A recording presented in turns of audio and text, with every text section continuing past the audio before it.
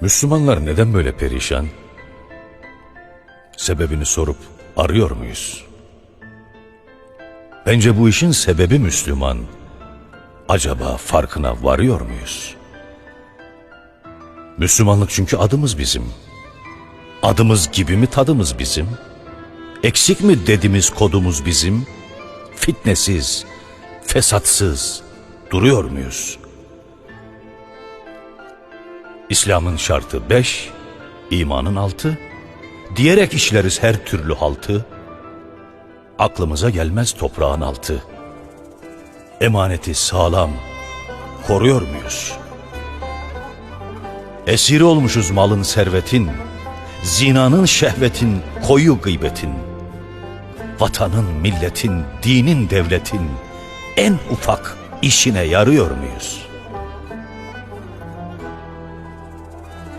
Bu devirde kimin kötü hali var? Şimdi itin bile özel yalı var. Hepimizin iyi kötü malı var. Fitreyi, zekatı veriyor muyuz? Birbirine düşman zenginle fakir, birinde hamd eksik, birinde şükür. Hepinizde ayrı değişik fikir. Birlikte 3 adım yürüyor muyuz? Elin gözündeki çöpleri tek tek görüp gösteririz, kaçırmayız pek. Kendi gözümüzde mertek var, mertek. Biz bizdeki suçu görüyor muyuz? Neyi öğreniyor?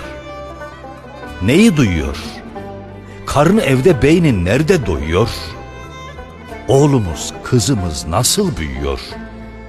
Üstüne kol kanat geriyor muyuz? Kitabımız Kur'an, ilim kokuyor. Kaç Müslüman günde açıp bakıyor? Okuyan da işte öyle okuyor. Manasına kafa yoruyor muyuz? Madem ki her nefis haktan hediye, dünya için hakkı unutmak niye?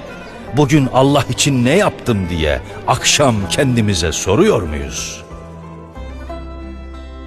Arif olan ham laf etmez kardeşim. Bir destanla bu dert bitmez kardeşim.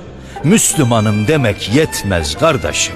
Müslümanca hayat sürüyor muyuz?